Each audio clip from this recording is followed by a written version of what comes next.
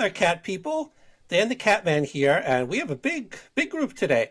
I'm joined by Samantha Knox, who is our opinion columnist. We're also joined by Stephen Quant, our resident cat behavior specialist. And welcome to episode 59 of the Shelter Cats podcast. This is our new tagline. Ready? The podcast created by Shelter Cats. What do you think? You like that tagline? I like it. I You like don't it. you don't have to like it. That's fine. It's not written in stone. Uh, Joining us today is Jeff Carstens of Floral Park. Hi, Jeff. Hey, Dan, how are you? So, Jeff I'm calling you a feline advocate because you're working on behalf of homeless and street cats and stray cats and feral cats. And we're going to specifically talk about a law that was recently passed in Floral Park and your efforts to work with the town about that specific law. But to back up for a moment, can you give us a little background on, I guess, you and how you became, I don't know if you want to call yourself a feline advocate, but how you got involved with cat rescue? Well, that's a great question. I live in the west end of Floral Park Village, which is a sort of a secluded area within the village itself, secluded by the fact that it's kind of corralled by the Belmont Racetrack, the Floral Park Belrose Elementary School, and the Long Island Railroad main line. And my wife and I have been cat owners for a number of years. My wife has owned cats for many years beyond that. So by definition, we're cat advocates. And most of the cats that we now are fortunate to be in the possession of have been rescued literally off our back patio that has shown up in one form or the other. And we also care for cats that come by every so often if they're in need of a meal. And we cared for a cat for several years that was an independent tortoiseshell cat. If you know torties, they tend to be independent by definition. And she was determined to be an outside cat, and so we created a little makeshift shelter for her, heated for the winter and monitored by, I think, 3 or 4 different cameras. So she was better monitored than a bank vault. And then unfortunately, about 2 months ago, she was attacked by a raccoon, believe it or not, in the middle of the daylight. Oh my God. And I was fortunate to be able to break that up. And she ended up with a compound fracture. Long story short, she was not bit, and she got some great vet care over about 6 or 7 weeks, and she's now sequestered in one of our bedrooms, living the life of a queen. And doing very Aw. nicely. Lucky. Yeah, she's probably about 12 or 13 years old, so she's on the senior side, and she gets regular medication and subcutaneous fluids, and she's doing great. And we named her years ago Mocha, and she looks like a cup of cappuccino. And through that effort, we have my wife and I retired a few years ago, and we decided to kind of devote some of our energies and efforts to animal rescue, particularly cats, which there's a lot of opportunity to do that, but not large organizations, more small mom and pop shops that were run by people that had a passion for the cat rescue and animal rescue business. And it wasn't limited to cats, but that was our primary focus. And through that effort, we've managed to connect with a number of area rescue people and rescue groups. And when Mocha was attacked by the raccoon, we needed to figure out how to trap her. She took 3 days to come back to her encampment in on our patio. When she did, our rescue friends came to our rescue and to Mocha's rescue, and managed to catch her with a net, believe it or not, even though she was limping.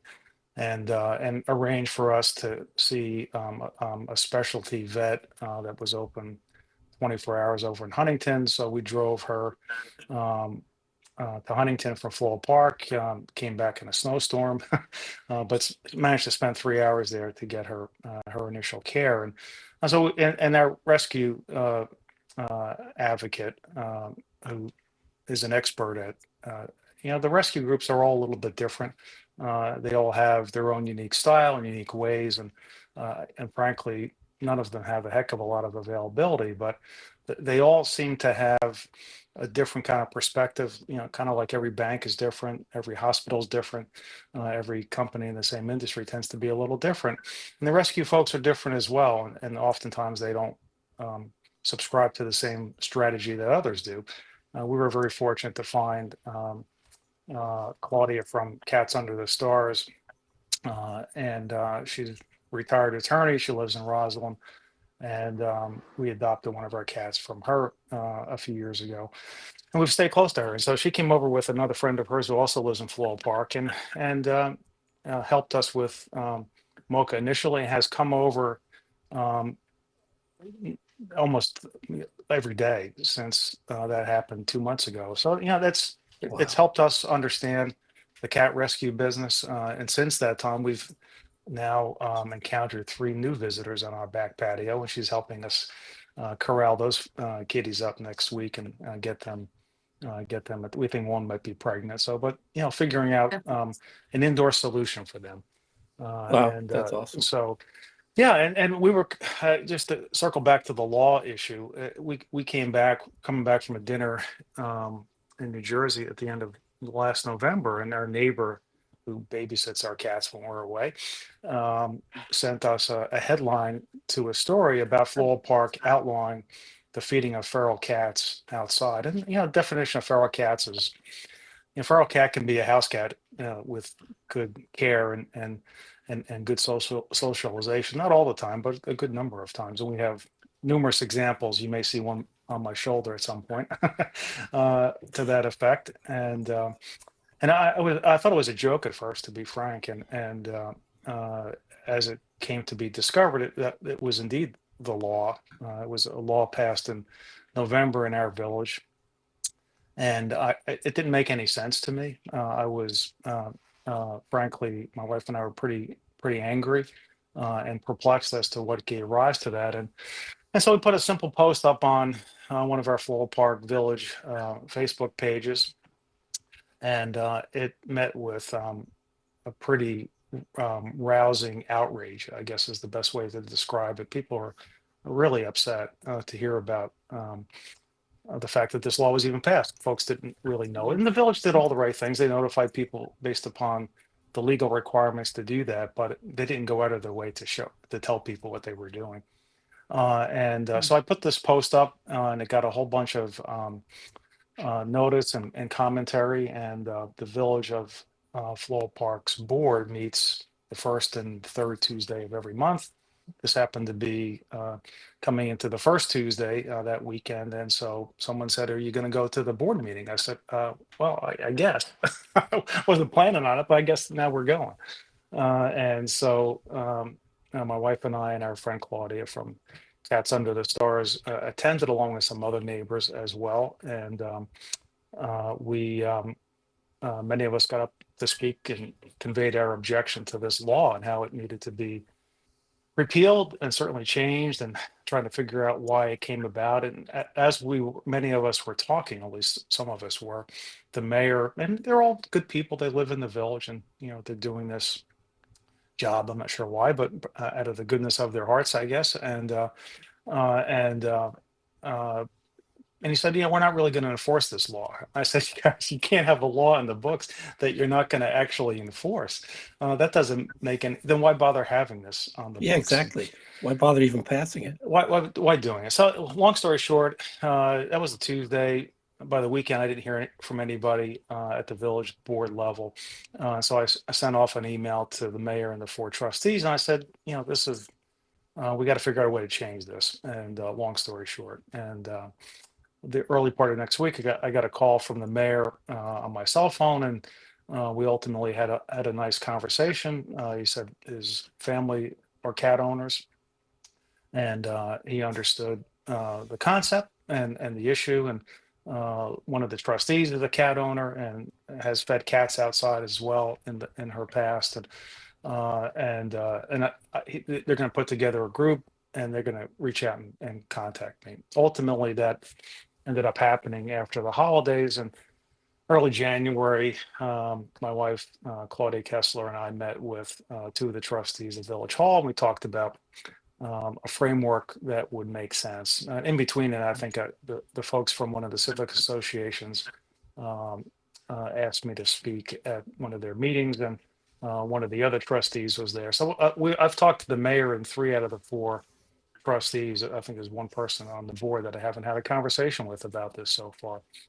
And so early part of this year, we had a lot of dialogue, and they asked us to prepare a flow chart. If you see a cat, what do you look for, and what do you do, and who do you contact? And Claudia's organization was listed as one of those contacts, and along with a gentleman by the name of John DeBacker, who you all may have heard Yep. of. I've worked with him. He's been on the show.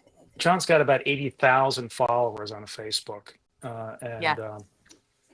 he's I'm not quite sure what John's business is, but except trapping and rescuing cats. That is his business. That's his 24/7 business, as far as I understand. Yeah, and I think he's affiliated with an organization as well.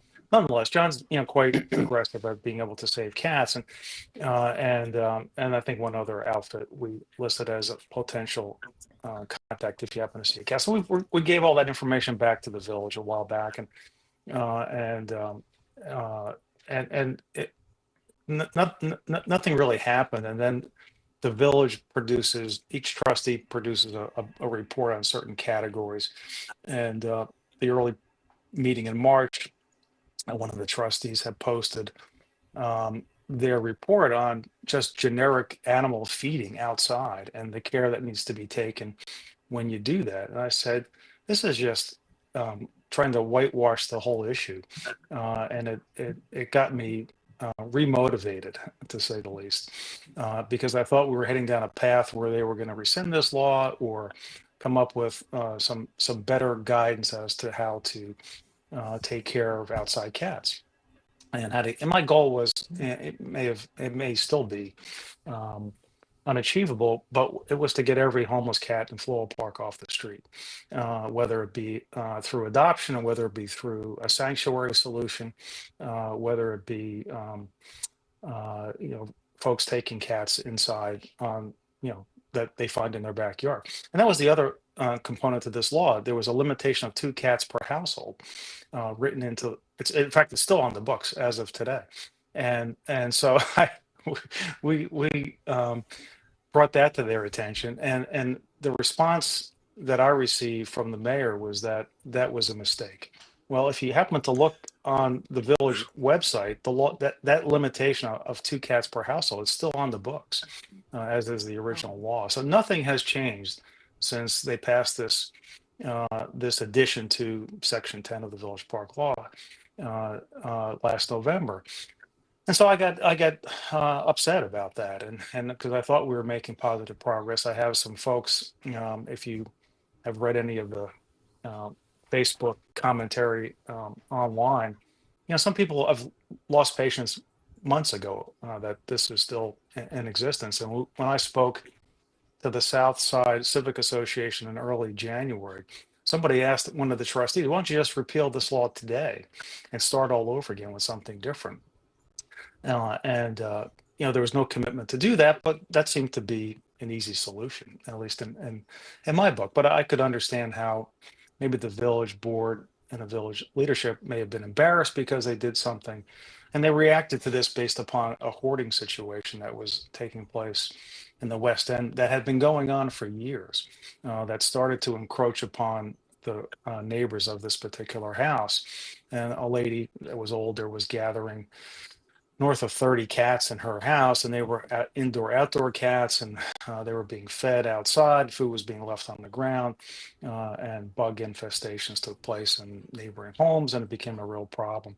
And the homeowner was completely cooperative with another family member to resolve that situation. So that was what our village leaders claimed was the motivation to pass a law against feeding feral cats everywhere in the village. And we brought it to their attention that that was not going to solve a hoarding situation, and was not going to stop people from feeding feral cats. At least it was evident to me, at least, that what they were trying to do was give themselves a little bit of legal clout without having to cross into a criminal violation, because hoarding Okay. is not, it's not infringement upon people's homes or neighbors. It's cruelty to the animals involved. And for that you need probable cause, and I'm sure you have to go get a warrant, and it could be a misdemeanor, or God forbid worse.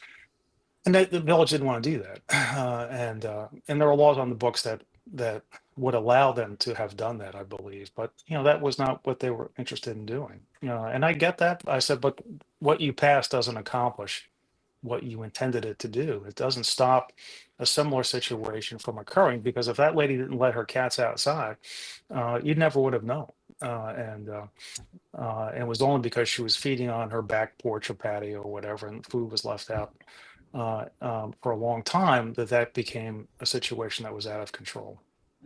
And the village leaders seem to have understood that, but at the end of the day, nothing changed.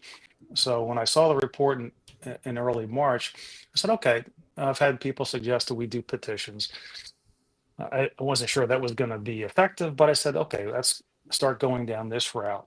And so we did that about a week and a half, maybe 2 weeks ago. And today we have almost 1,300 signers on this petition, both within Floral Park and within the region and afar, to have this law repealed.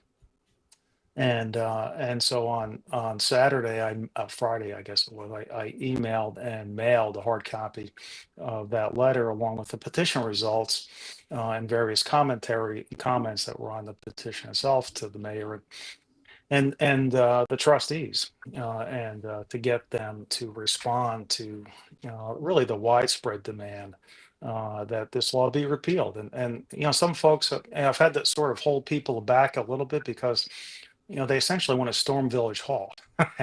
They want to have protest and rabble rouse and attend meetings. And I said, well, let's see if we can get the attention of the leaders through this mechanism, and try to maintain a level of professionalism and courtesy. They are our neighbors, and we want to make sure that this takes place. But some have suggested that we take more militant actions, and I'm resistant to do that for obvious reasons. It's a Right. simple thing to fix, and that's what we want our elected leaders to do, and it's all for the benefit of the cats. And we all know the challenges outdoor cats face, and we would love to take them all in, but that's not always physically possible for many people. So if we can come up with a comprehensive fix on this, come up with a good TNR adopt sanctuary program. We've also offered to chip every house cat in Floral Park for free. And that's not been taken up either. They've not accepted that offer. It's obviously an important feature. If you have a house cat that gets out, we have one that likes to escape all the time. And it's very helpful and beneficial if that's the case. So, I think the village wants to do the right thing. They just either don't know how, or they can't get off the dime. And honestly, I've lost patience with that. There's no reason for this to continue on for 4 or 5 months. So that's kind of where we stand. So just for context, believe it or not, we have international listeners. Floral Park is basically on the border of Nassau County, Long Island, and Queens in New York City, just for context. I looked this up. There's about 17,000 people in Floral Park. Is that correct? Sounds Is that about right. accurate? I think that's correct. Yeah. What is the homeless cat situation? Are there a lot of homeless cats, or are there a lot of stray Yeah. cats? I've been told by the mayor there are no known colonies within the village. Truthfully, I think it matters. It's a matter of how you defined colony, and I'm sure the cat experts would.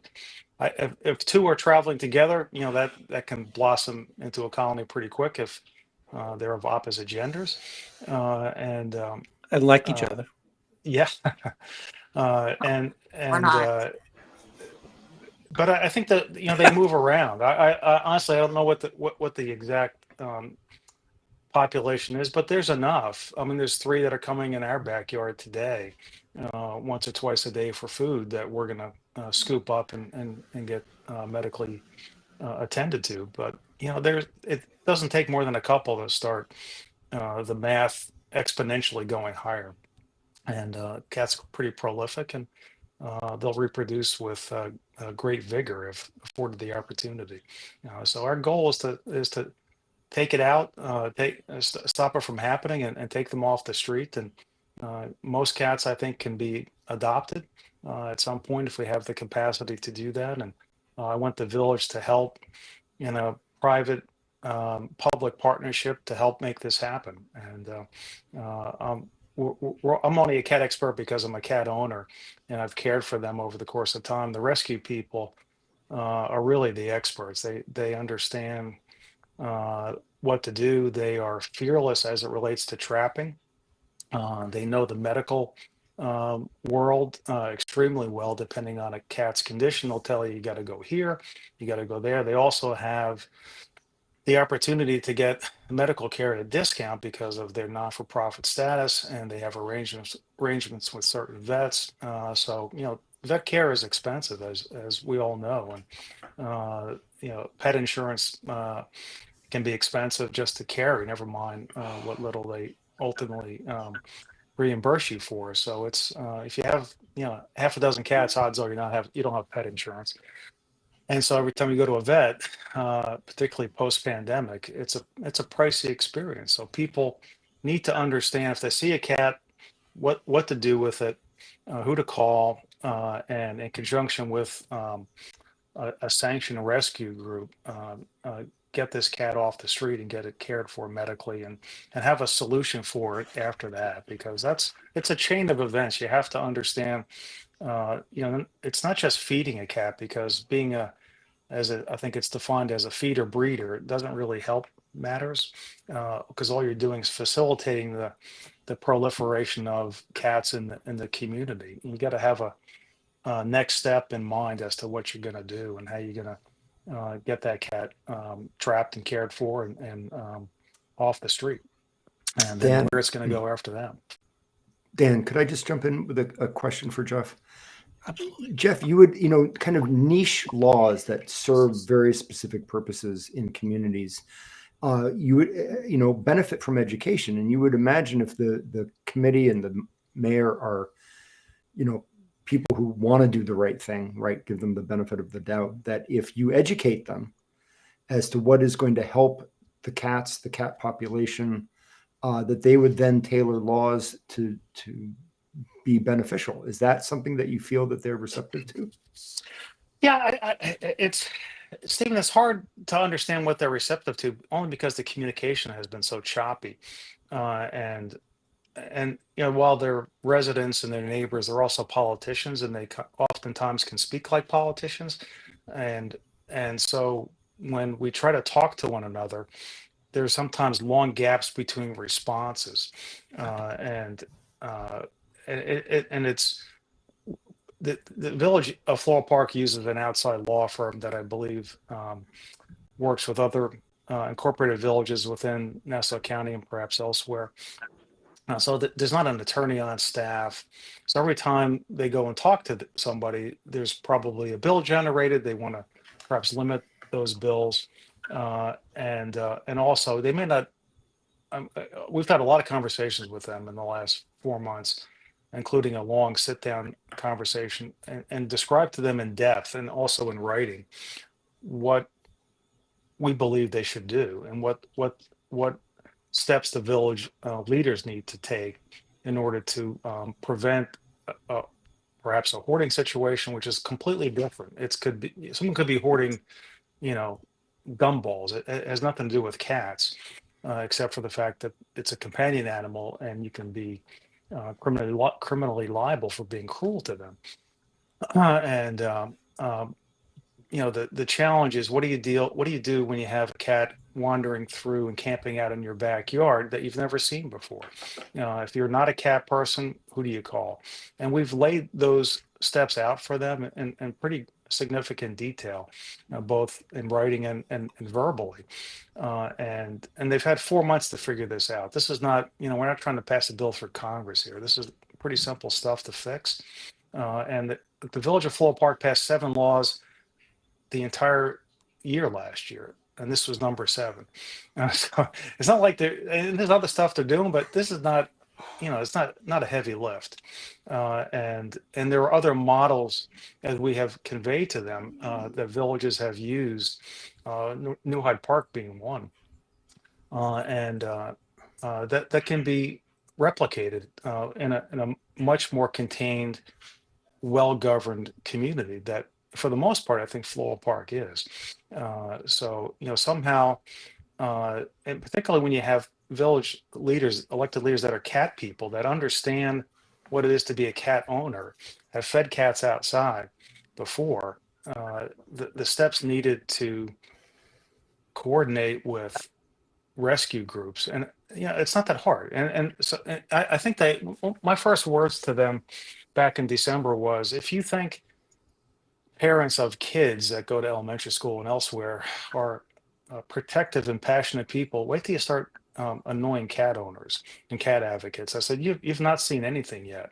I said to the mayor, I said, I'm trying to save you being the recipient of 400 plus emails from dissatisfied people.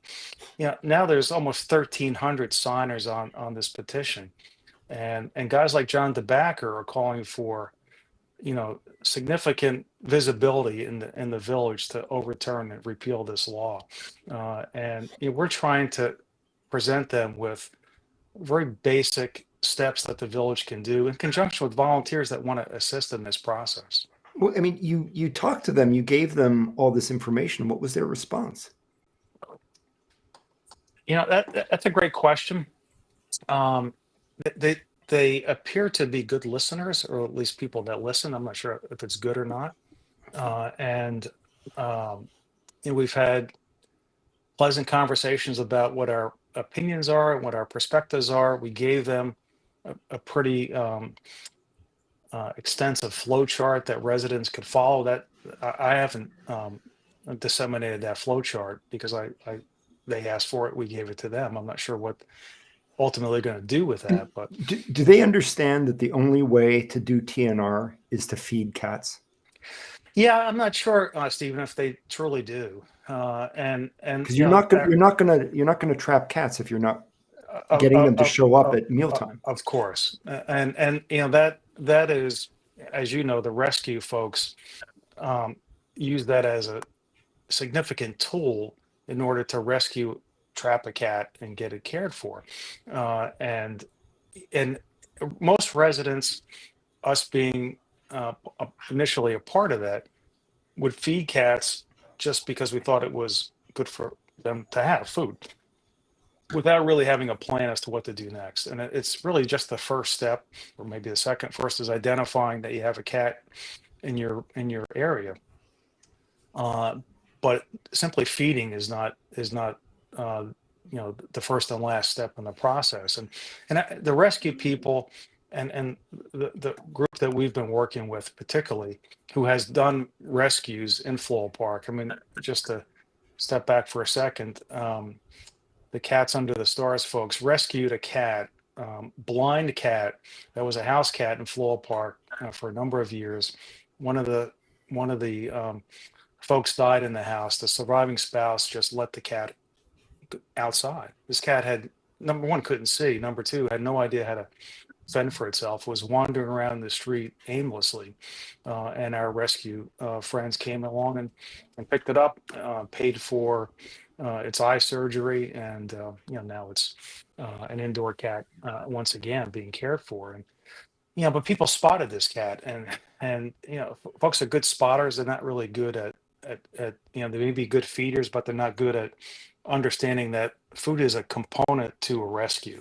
and that needs to be used in a smart way. And that's the education process that, whether the board and the mayor understand, but they haven't really conveyed.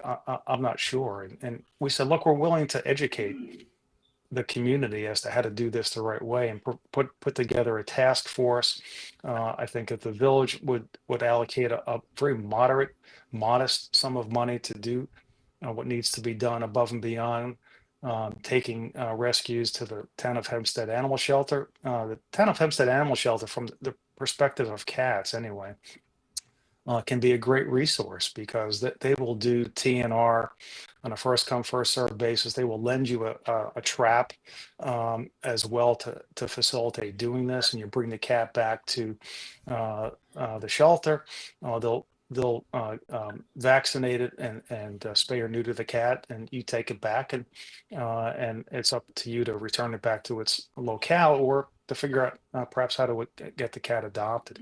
And it's done, I think, either a modest amount or for free. I'm not sure what the economics are, but all the rescue folks know all this stuff, and they understand the nuances of essentially the business, and they know how to trap cats. And it is they are relentlessly pursuing that objective. And there's a neighbor a few blocks away from us that feeds outdoor cats, one of which got injured somehow. We don't know if it was attacked by a dog or some other animal. Had this massive wound on its behind its neck, on its back, and the Cats Under the Stars folks managed to trap this cat after several days and being prevented from going on this neighbor's property, because she said, you can't come on my property. So you need to ask permission, obviously, and gain permission to access people's properties. But a neighbor said, yes, please set the trap up in my yard. They managed to catch this cat. If you saw the horrific wound, you would say this cat would have to be put down. And the vet at the town of Hempstead Shelter managed to save the cat, stitched the cat back up. It was subsequently brought to a vet, a regular vet on Hillside Avenue, and was further given care, and is now under the care of one of the fosters, and being nursed back to health. And it's really all because someone just feeding cats. They're not really assisting in the sterilization of cats and getting them off the street. And some neighbors will say, yeah, come and set the trap up in my backyard. I'm happy to assist. Others don't want you anywhere near their property. So we've tried to counsel and give guidance to the village board as to what people can do. And so what ultimately resulted was this sort of half-baked solution to feed animals in general that they put out the early part of March, which completely ignored the Law 7 controversy. And so I posted the letter on we have a little page, Floral Park Cat Advocates. We posted that letter that was sent off to the village leaders on Friday, and we hope to get a response with and an audience back with these folks, so we can help craft something that's smart and something that's humane and something that ultimately helps the residents. And there are people that have said, I'm never going to buy a house in your town because you got this crazy law on the books. And we shared that thought with our village leaders. I said, we don't want to have a village that is thought to be anti-companion animal, whether it's cats or dogs or anything else. I said, that doesn't make any sense. Other villages have tried to do this, Babylon, I believe, and Great Neck, and they've gotten, they've had to repeal the effort. I said, why do you want to go down this path? It doesn't make any sense. There are better solutions for us to pursue. And by the way, by good fortune, Sam runs a rescue. She's itty bitty city kitty. So everything you discussed about rescues, she's very well aware of. So I saw you nodding a lot, Sam. Yeah, I was going to jump in and say, so I'm the director and operator of not one, but two nonprofits dedicated to animal welfare. And one of our 3 points of our mission is TNR. And I think at this point we've TNR'd probably 5,000 cats, maybe more. I'm in Rockaway, and we have a significant homeless cat problem. And similar to the Floral Park case is Breezy Point, which is at the other end of the Yep. peninsula, and it's Yes. incorporated into New York City, and they don't want us feeding or trapping cats. They just want the cats eliminated. And it's interesting because Floral Park has kind of been on the radar for those of us that do TNRM because of the cat thing. And it's an interesting advocacy, and I'm not sure how much of all of this has been discussed with your town and your village, is that Floral Park is considered a border community. So there's some Queens and some Nassau, right? And also And some so town of New York, Hempstead's town of North Hempstead. So it's right. really in 4 So different jurisdictions. right. So I think part of the problem that all of us think that you're up against, first of all, is the model that in New York State, animal hoarding is actually not illegal. Right. And it's actually not considered abusive. Animals in New York State are deemed property, and they're the same property value as like this cup, a cat, a cup, same thing. So how people care for their animals in their home is considered public or private property. So, you may go into someone's house and the house is trashed and they're living in filth, but unfortunately with children, but unfortunately it isn't considered child abuse unless it's happening open to the public. And New York State animal abuse laws are very, very niche. And the ongoing abuse has to be visible to responding police officers. And that abuse is usually defined as physical violence. So animals that are without food and water, without litter, and living on top of each other is technically not considered abuse, which is why they can't prosecute hoarders. And it's unfortunate, actually, because I've done quite a few hoarding cases where animals have just been in really bad shape. But unless the owner of the animals surrenders the animals to animal care and control or TOHAS or one of the other big shelters to step in and take possession, nothing can be done by the state of New York. So that's going to be a problem. The other problem, of course, is that companion animals are regulated. They're not regulated in New York City. You can have as many animals as you want, but dogs have to be licensed, and technically cats have to be spay neutered. And there's a law that says if they're not and you're caught, you pay a violation, but the Department of Health doesn't enforce any of that. It's the same for unowned outdoor cats.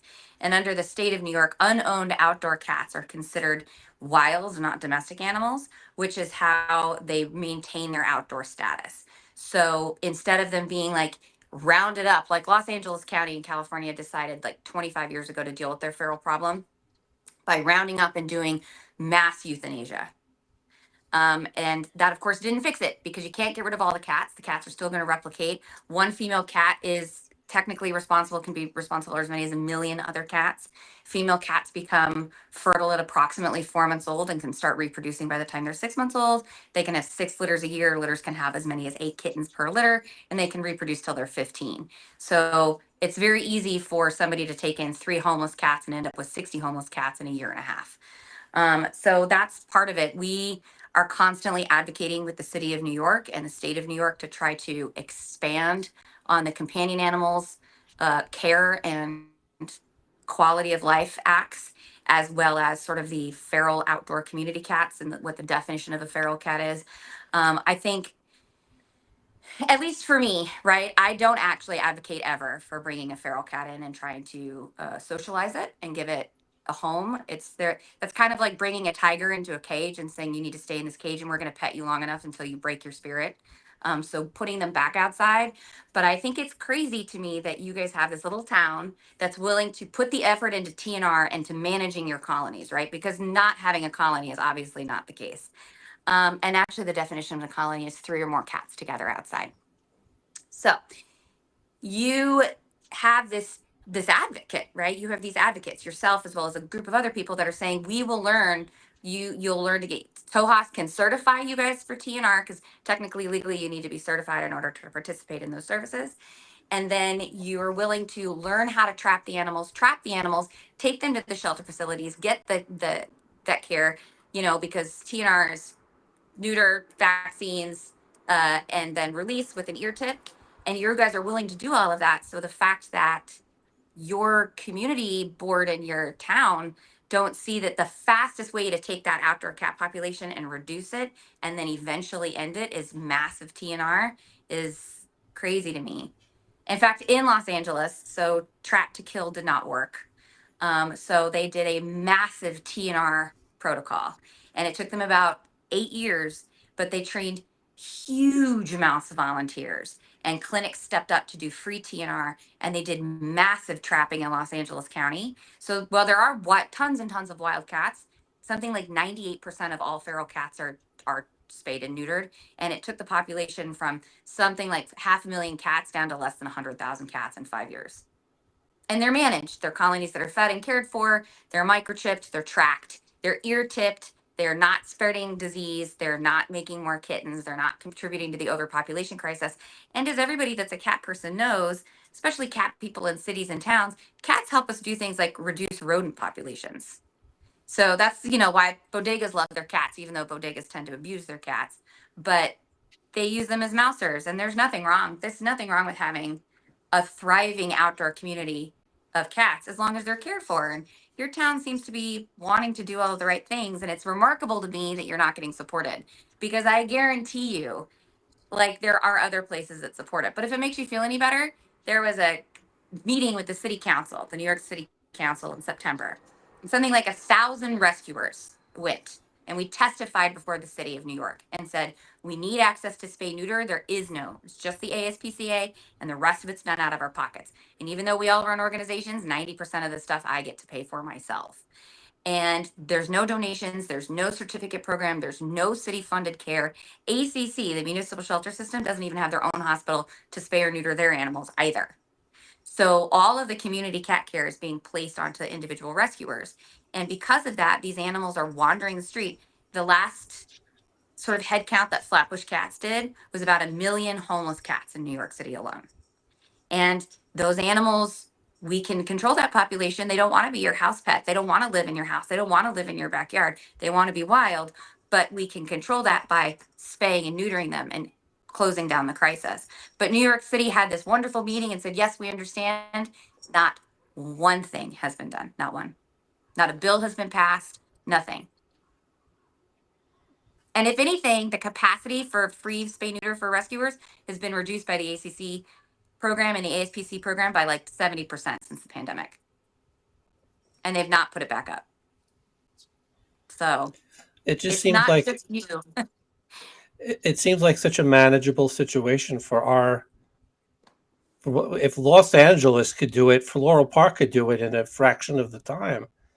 Exactly. Certainly if we have Jeff, you have already written up a plan where you have rescues. If John DeBacker is involved, these cats will be trapped that day. I asked him to go to a situation in Islip where 6 cats needed to be rescued from a friend of mine's cousin who passed away. He had them trapped literally in under an hour or 90 minutes. If John DeBacker is involved, these cats will be trapped in no time. He has this magic ability to just get it done. Also with nets and with whatever's necessary. He's got his van and he just does it.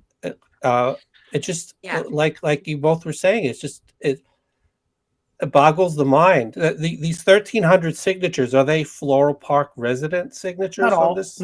not all of them, and every community. I can appreciate Sam's perspective. Every community is different. We're certainly not Queens or Los Angeles, and truthfully, I respectfully disagree with the fact that ferals can't be domesticated, because I can show you a whole bunch in my house that have and are happily so, and clearly you're not going to domesticate 1 million outside homeless cats in New York City. So the lack of response seems to be common from a legislator's perspective, and because it's I kid around about this.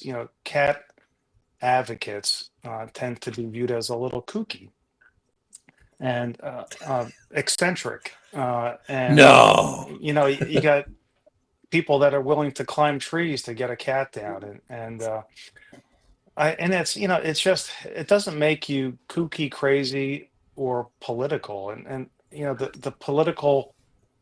If you had to take a survey of cat advocates, most of them are probably left of center politically, but we've been doing this for a few years. No one talks about politics, yet it ultimately comes down to political decisions that can help everybody involved, including the cats, in this process. And Yeah. I don't care what your politics are. If you're gonna be anti-cat, I'm gonna be anti-you, Yeah. and I'm gonna come Absolutely. after you with every means that I can bring forward. And you know, we were theorizing after a meeting that I got to one of the meetings at the town of North Hempstead when they were Uh-oh. talking about a cat shelter and their ongoing effort to try to make that happen to no avail. And I said, you know, maybe it makes sense to try to form a non-for-profit just to be an advocate group. And you can't obviously be political as a non-for-profit, but there are ways that you Sure you can can. support I efforts am. to do that. So I said, you know, once we get this resolved, that'll be something we give some consideration to. And, you know, having an outside board of professionals, as many non-for-profits do. And I've sat on non-for-profit boards for 25 or 30 years and as a board member. And so I have some perspective as to what that is like. And then having a group of cat rescue professionals as advisors, and then, you know, figure out how to fund that, you know, at some point. But just to be influential, because elected officials care about a couple of things: maintaining their seat and power and influence. And if that is, and I'm not suggesting anybody's threatened in that regard, but if the Floral Park Village mayor and two trustees were recently elected unopposed, they each got about 260 votes. So the number of signers of my petition more than exceeded the aggregate number of votes that those three recently received. So I'm not running for office. I don't plan to run for Should. office. I'm not encouraging anybody to run for office. Maybe you However, should. I it's not a job that I want, but all I want is for people to understand that there's a wide group of people that want this law changed. And I don't really care what has to be done, obviously within the legal boundaries, but that Right. we all have to do to make this happen. And if it becomes political pressure, then so be it. I mean, these folks are not, you know, running for higher office, odds are, but they may want to do that at some point. And So, North Hempstead just, you know, it's got a two-party system on their board, but it's a similar issue. So you can't just talk about this. And dogs are. I've said this to our village leaders. If there's a dog wandering around the neighborhood, there will be 40 people trying to corral this dog, get it into their car, bring it to we have a local police station in our village, and it'll get posted on Facebook within the hour until it's Yeah. reunited with its family. Cats, not so much. They're viewed more as pests by many people who are not cat supporters, similar to raccoons or possums, Yeah. and you know that. And I've seen it because I'll post an update on one of the Floral Park Village Facebook pages, and you know, get snarky comments and, you know, people that clearly are not cat supporters, and yeah, just ignore that sort of stuff. And but I say to people all the time, you harm a cat and expect to get a visit from the local constable. And I say you're going to get if that's seen on tape and you're caught doing that, that could result in some problems legally for you. And not to threaten people, but just to make sure people understand what the laws are. So these are not pests; they're companion animals by definition of law, and we're not easing up until we get this changed. And I think the village may have thought it was just the three of us, but as I said, you know, the benefit of being a donor to many is that when you send up a flare for help, they all come running, and eagerly so, because you know we're helping with their cause too. And you know, my wife and I have capacity and a lot of time, and you know we're not gonna ease up. My wife spent many years in the media business, and so she knows that industry very well, and she knows how to get a hold of the right people if that comes down to it. And you know, we're not trying to convey threats to anybody. We just want this law change, and we're willing to we have been willing to cooperate and provide them with a framework that we think makes sense, using professionals that know more than we do to help us construct that. And so, So where does this stand now? We have this petition, and you said that they recently passed guidelines about feeding cats no, in March. they haven't. Each trustee has a certain area that they're responsible for, and they post a report on that area, whether it's Department of Public Works. In this case, this particular trustee was essentially took the lead on this cat law issue, and she posted, really, it was essentially a joke because it just talked about guidelines for feeding animals, much of which I had already posted, which was, if you're going to feed a cat outside, do it during daylight hours or monitor the situation. Don't leave food out after the cats are finished eating, and pick up the materials, food and water, whatever you're feeding them, after the cats are done, so it doesn't result in raccoons and possums and bugs coming around, particularly in the summertime. So, and she kind of reiterated that, but there was no focus on the repeal or amendment of Law 7. And look, if I'm a neighbor to someone who's a hoarder, and it's resulting in a problem situation that permeates other neighbors, I can empathize with that. I get that. I don't want that to happen to my yard. I don't want somebody dropping a can of random cat food off on my front yard and walking away because they think they see a cat walking around. It's there's suburbs being what they are. Everybody's protective of their square footage and their property lines, and so we've relayed all that to them and communicated that to our community, and I think everybody gets that, and it's the lack of progress to a resolution after 4 months is what I frankly I just lost patience for and with, and then when there was a report that was provided that was essentially an update to the community by the board that basically didn't address the issue at hand, I said, okay, that's enough. We're going to petition, and going to DEFCON 2 here, and we're going to take this to a higher level, and ultimately figure out how to get some more attention drawn to it from not only the community but the cat advocate supporters beyond. So that's kind of where we stand at this point, and hopefully we'll get a response from our elected leaders in town, and we can have some meaningful conversation about how to get this fixed. And get the Well, cats cared for.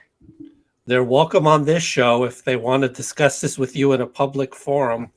I'm sure my team would definitely have no problems with that. We can have up to 10 people with this software, so they're welcome to join us anytime, and we'd be happy to, as my father would say, educate them on the right way and the wrong way. Mhm. Stephen, I know you had, do you agree with, in terms of feeding, both of you, actually Sam and Stephen, that's what Jeff pointed out about feeding cats and making sure you kind of clean up after. Do you both agree with that in terms of guidelines or suggestions? I can't hear Stephen. Stephen, we don't hear you. I'm sorry, I had muted my mic. Yeah, I mean, I think Sam can speak to it more than I can because of her experience, but I want to quickly recommend a book for Jeff that talks about the legal status and the social status of dogs and cats in this country through history. It's called Citizen Canine by a great guy named David Grimm, who's a friend of mine, by the way, Grimm. And there was a case in the 1800s where this one guy accused this other guy of stealing his cat, neighbors. And they went to a court, and the court said, no, he can't steal your cat. You can't possibly own a cat. Because at that time, cats were not considered property. And then they started moving through different, areas of where they become property and how that has all evolved. So it's a great, great book. But That's a great book. Thank you. And he'll be on the show in the near future. Yeah. It's here. What mystifies me with your particular problem, Jeff, And it mystifies me in general with advocacy for welfare. One, I could not agree with you more about dogs versus cats. And as a feline specific rescuer, who has worked with dogs and works with, partners, I'm a partner with the city shelter facilities here too. And Tolas, I love them. They're great. Um, Dogs do get all of this sort of like, oh my God, the dog got out, until people think they're pit bulls and fighting dogs. And specifically, of course, right now in Rockaway and in parts of the city, we're having a huge issue with dog fighting and cats being used as baits and puppy baiting and all this other stuff.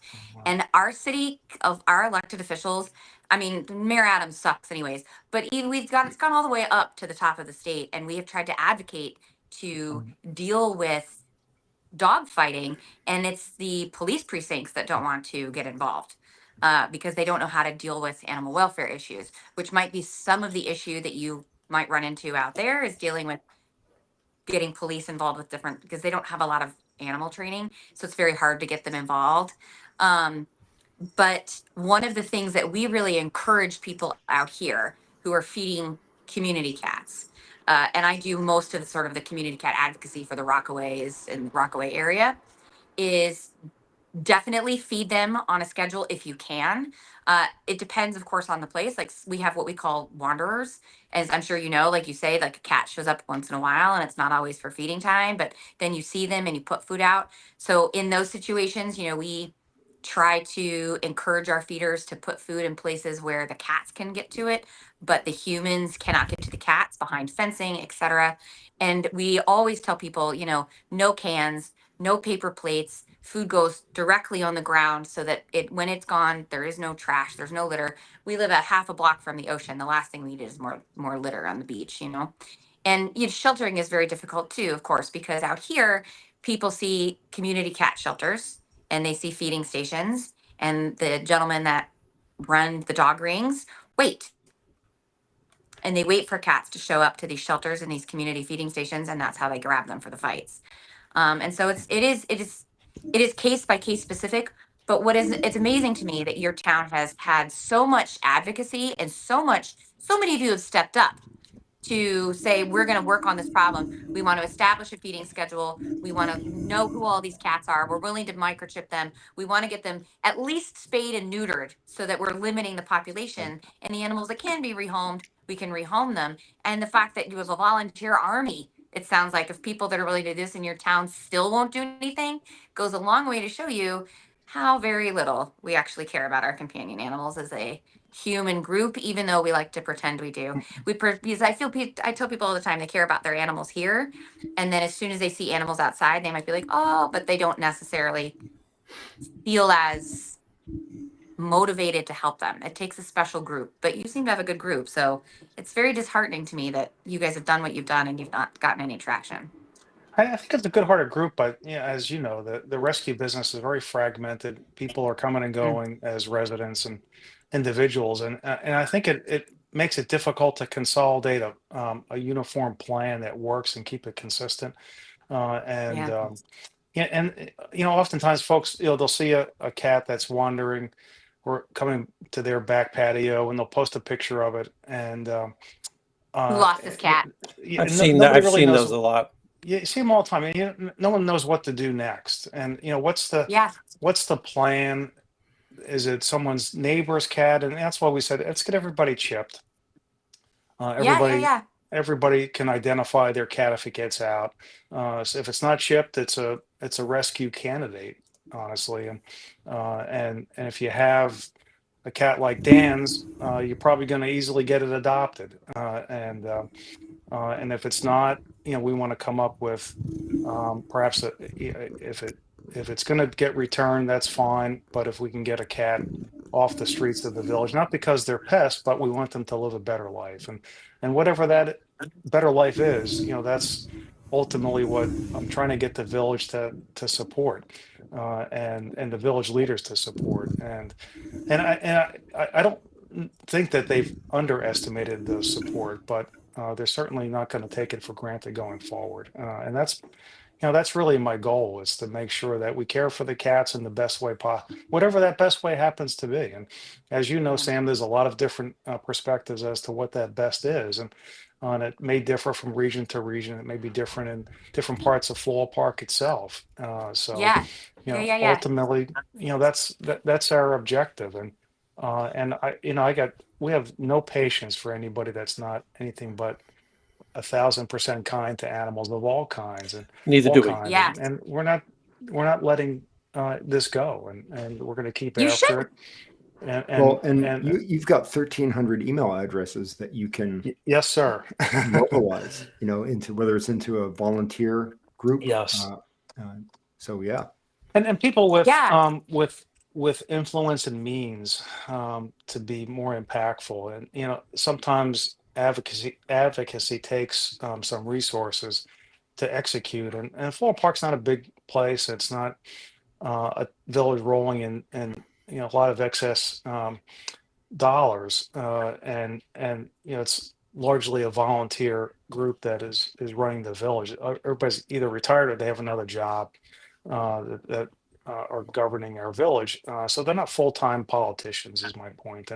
Yeah. They live among us and they want to do the right thing. And our goal is to lead them to that end goal that is what we believe the right thing to do. And I think we have the support both within and outside Floral Park and within the region to do that. And people like Sam and Stephen, as well as Dan, who live nearby, not necessarily in the tax jurisdiction of Floral Park, or we consider our advocates as well.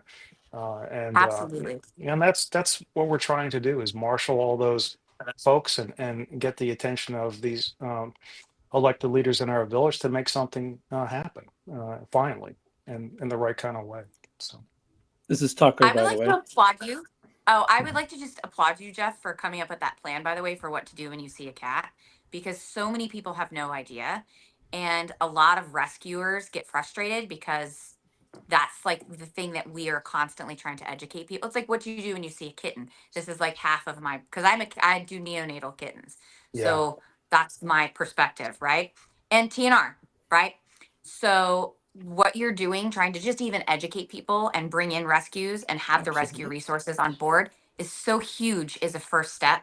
And your city council and the village council should be, I mean, that is a huge step forward, just even to understand what a crisis looks like and how to come up with a plan going forward. Right. I mean, that really is wonderful. And so I applaud you for that, because a lot of people don't think that that's a good first step. And that is the first step to fixing a feral cat issue, Right. or anything with wild animals, but especially with cats.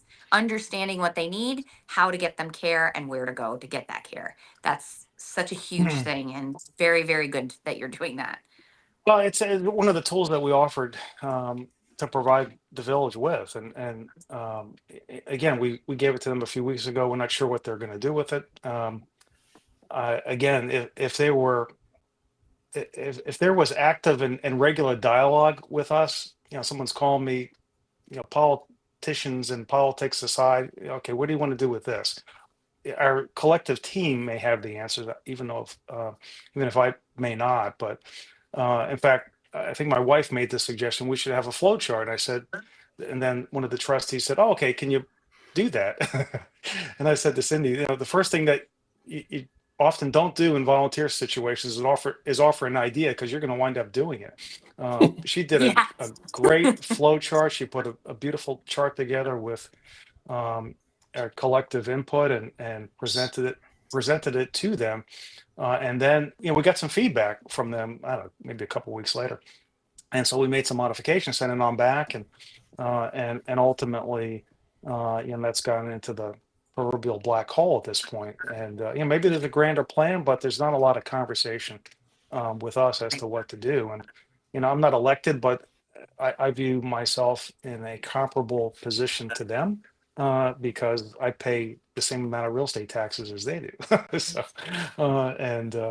it's like a condo. You each own your portion, and you each have a vote and influence in the process. And we happen to have, a pretty dedicated bunch of people that want to have this law repealed.